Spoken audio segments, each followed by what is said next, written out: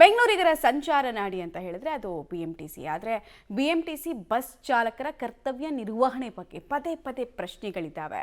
ಒಂದು ಅತಿ ವೇಗವಾಗಿ ಹೋಗ್ತಾರೆ, ಬೇಜವಾಬ್ದಾರಿಯಿಂದ ಬಸ್ಗಳನ್ನು ಚಲಾಯಿಸ್ತಾರೆ, ಇನ್ನೊಬ್ಬರ ಪ್ರಾಣಕ್ಕೆ ಕಂಟಕವಾಗ್ತಿದ್ದಾರೆ ಅನ್ನುವಂತಹ ಆರೋಪ ಕೇಳಿ ಬರ್ತಾ ಇದೆ. ಅದೇ ರೀತಿ ಆಕ್ಸಿಡೆಂಟ್ನ ಪ್ರಕರಣಗಳನ್ನು ಕೂಡ ನೀವು ದಿನ ಒಂದಕ್ಕೆ ನೋಡ್ತಾ ಇದ್ದೀರಾ. ಈ ರ್ಯಾಶ್ ಡ್ರೈವಿಂಗ್ ಮಾಡಿ ಕಿಲ್ಲರ್ BMTC ಅನ್ನೋ ಪಟ್ಟವನ್ನು ಈ BMTC ಹೊತ್ಕೊಳ್ಳೋದಕ್ಕೆ ಪ್ರಮುಖ ಕಾರಣ ಕೂಡ ಇದೆ. BMTC ಬುದ್ಧಿ ಕಲಿಯದೆ ತಾನು ನಡೆದಿದ್ದೇ ದಾರಿ ಅನ್ನುವಂತಿದೆ. ಚಾಲಕ ಬಸ್ನಿಂದ ಇಳಿದು ಹೋಗಿದ್ದ ಒಂದು ಕಡೆಗೆ, ಅದೇ ಅವತ್ತು ಯುವತಿಯನ್ನು ಬಲಿ ತೆಗೆದುಕೊಂಡ ಪ್ರಕರಣ ಇತ್ತಲ್ಲ, ಅದು ಕಂಡಕ್ಟರ್ ಬಸ್ ಚಲಾಯಿಸಿ ಹೋಟೆಲ್ಗೆ ಗುದ್ದಿ ಅಮಾಯಕ ಯುವತಿಯನ್ನು ಬಲಿ ತೆಗೆದುಕೊಂಡಿದ್ದ.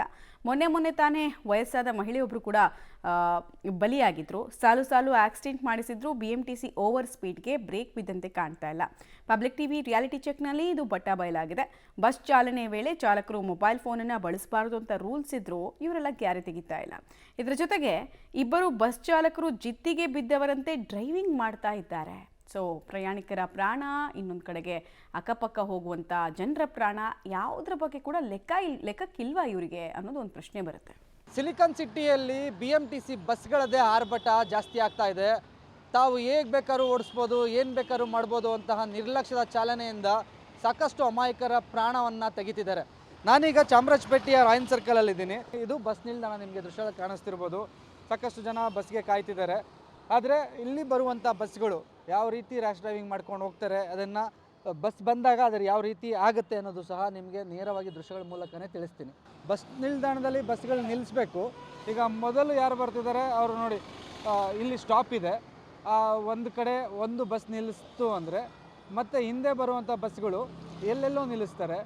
ಈ ರೀತಿಯ ಪರಿಸ್ಥಿತಿ. ಬಸ್ ನಿಲ್ದಾಣ ಇರೋದು ಎಲ್ಲಿ ನಿಮಗೆ ದೃಶ್ಯಗಳಲ್ಲಿ ತೋರಿಸ್ಬಿಡ್ತೀನಿ. ಆಲ್ಮೋಸ್ಟ್ ಒಂದು 50ರಿಂದ 100 ಮೀಟರ್ ದೂರದಲ್ಲಿದೆ. ಇಲ್ಲಿಂದ ಬಸ್ಸು 50 ಮೀಟ್ರ್ ಅಂತರದಲ್ಲಿ ಸ್ಟಾಪ್ ಕೊಡ್ತಾನೆ. ಈಗ ನೋಡಿ, ಹಿಂದೆ ಇರೋ ಬಸ್ಸು ಈಗ ಮುಂದೆ ಸ್ಟಾಪ್ ಕೊಟ್ಟಿದ್ದಾನೆ ಅಂತ ಅದನ್ನು ಓವರ್ಟೇಕ್ ಮಾಡ್ಕೊಂಡು ಹೋಗುವಂಥ ಪ್ರಯತ್ನ ಮಾಡುವಂಥದ್ದು. ಯಾವ ಮಟ್ಟಕ್ಕೆ ಅವರು ಸಿಗ್ನಲ್ ಇದ್ದರೂ ರಸ್ತೆಯಲ್ಲಿ ಜಿಗ್ಜ್ಯಾಗ್ ಡ್ರೈವ್ ಮಾಡ್ತಾರೆ ನೋಡ್ಬೋದು.